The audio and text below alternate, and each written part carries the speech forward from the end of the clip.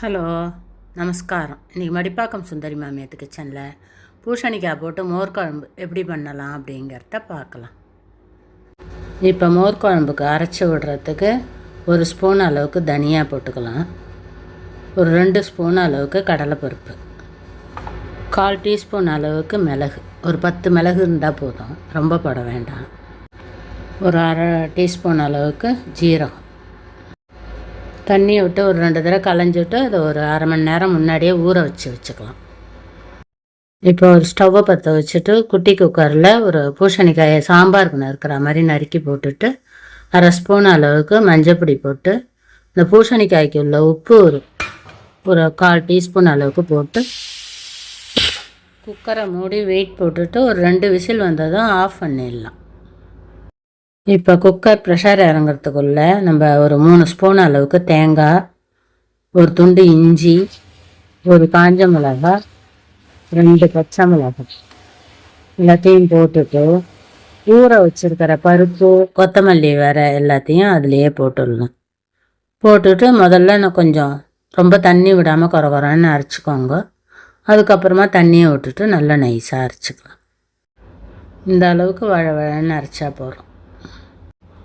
இப்போ ப்ரெஷர் நல்லா இறங்கிடுத்து.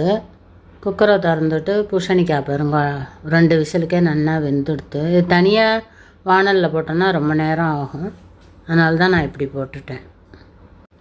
இப்போ நம்ம அரைச்சி வச்சுருக்கிற விழுதை எடுத்து இதில் போட்டுடலாம். ஒட்டை எடுத்து போட்டுட்டு ஒரு 1/4 டம்ளர் தண்ணியை மிக்சி ஜாரில் விட்டுட்டு அதையும் எடுத்து அதிலே விட்டுடலாம். இப்போ இதில் ஒரு 1/2 ஸ்பூன் அளவுக்கு மஞ்சப்பொடியை போட்டுக்கலாம். மஞ்சப்பொடியை போட்டு நல்லா கலந்துட்டு கொதிக்க விட்டுடலாம். இப்போ அது கொதிக்கிற டயத்துக்குள்ளே நம்ம அரைச்ச மிக்சி ஜார்லேயே ஒரு 3 கரண்டி தயிரை விட்டு அதை சும்மா ஒரு சுற்றிட்டு அதிலே விட்டுட வேண்டியதுதான். கடையிற வேலை மிச்சம். இதில் போட்டு பண்ணிட்டோன்னா கடைய வேண்டாம் தனியாக. இப்போ நம்ம அரைச்சி விட்ட விழுதெல்லாம் சேர்ந்து நல்லா கெட்டியாக எடுத்து இந்த குழம்பு கொதித்து இந்த ஸ்டேஜில் ரொம்ப நேரம் கொதிக்க விட தேவையில்லை. 2 நிமிஷம் கொதித்ததுக்கப்புறமா இந்த பச்சை வாசனை போனதும் நம்ம மோரை மிக்சியில் அடித்து வச்சுருக்கிற மோரை எடுத்து அதில் விட்டுடலாம். விட்டுட்டு அதில் ஒரு 1/2 டம்ளர் தண்ணியையும் விட்டு அதிலே கலந்துடுங்க. ரொம்ப கெட்டியாக இருக்க மாதிரி இருந்தால் இன்னும் கொஞ்சம் தண்ணி கொஞ்சம் லைட்டாக விட்டுக்கோங்க. பார்த்துக்கோங்க எந்த அளவு திக்னஸ் இருக்குங்கிறத. ரொம்ப கெட்டியாக இருந்தாலும் மோர் குழம்பு நல்லா இருக்காது. ஓரளவு மீடியமாக பார்த்து அதுக்கு தகுந்த மாதிரி தண்ணி கொஞ்சம் கலந்துக்கோங்க. மோர் விட்டதுக்கப்புறம் ரொம்ப நேரம் கொதிக்க வேண்டாம். அது பொங்கி வர டயத்துக்கு ஸ்டவ்வை ஆஃப் பண்ணிவிடுங்க. இப்போ இதுக்கு தேவையான அளவு உப்பு போட்டுக்கலாம். ஸ்டவ்வை ஆஃப் பண்ணிவிட்டு தான் நான் உப்பு போடுவேன். நான் கொதிக்கும்போது உப்பு போட்டால் நீத்து போயிடும் மோர் குழம்புங்கிறதுனால ஸ்டவ்வை ஆஃப் பண்ணிவிட்டு தான் போடுவேன். அவ்வளோதான், மோர் குழம்பு ரெடியாக எடுத்து இப்போ இதுக்கு தாளித்து கொட்டிடலாம். ஒரு 2 ஸ்பூன் அளவுக்கு தேங்காய் எண்ணெய் விட்டுக்கலாம். கொஞ்சமாக பெருங்காயம், நான் கட்டி பெருங்காயம் தான் போட்டுருக்கேன். உங்கள்கிட்ட தூள் பெருங்காயம் இருந்தால் போட்டுக்கோங்க.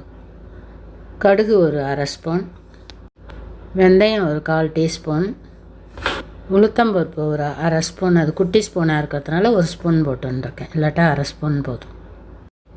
போட்டுட்டு எல்லாம் பொரிஞ்சதுக்கப்புறமா ஒரு கொத்து கருவேப்பிலையும் அதிலே போட்டுட்டு நம்ம மோர் குழம்புல விட்டுற வேண்டியதுதான். இப்போ அந்த சூட்லேயே பச்சை கொத்தமல்லி இருந்ததுனாக்க அதில் ஒரு 4 கொத்தை எடுத்து பொடிப்படியாக நறுக்கி அதில் போட்டுட்டா நல்லா வாசனையாக இருக்கும். இப்போ மோர் குழம்பு ரெடியாக எடுத்து இதை வேறு ஒரு பாத்திரத்தில் மாற்றி வச்சிடலாம். இந்த மோர் குழம்பு 5 நிமிஷத்தில் வச்சிடலாம் ஈஸியாக. தினம் சாம்பார் வத்த குழம்பு அப்படின்னு பண்ணாமல் வாரத்தில் ஒரு நாள் இதே மாதிரி மோர் குழம்பு பண்ணினா வெரைட்டியாக சாப்பிட்டா மாதிரி இருக்கும். இதுக்கு கத்திரிக்காய் பொடி போட்ட கறி நல்லா இருக்கும். உருளைக்கிழங்கு காரக்கறி கூட நல்ல டேஸ்ட்டாக இருக்கும். நீங்களும் இது போல் செஞ்சு பார்த்துட்டு எப்படி இருந்ததுங்கிறத கமெண்ட்டில் சொல்லுங்க. லைக் பண்ணுங்க, ஷேர் பண்ணுங்க, சப்ஸ்கிரைப் பண்ணுங்க. தேங்க்யூ ஃபார் வாட்சிங். நெக்ஸ்ட் வீடியோவில் பார்க்கலாம்.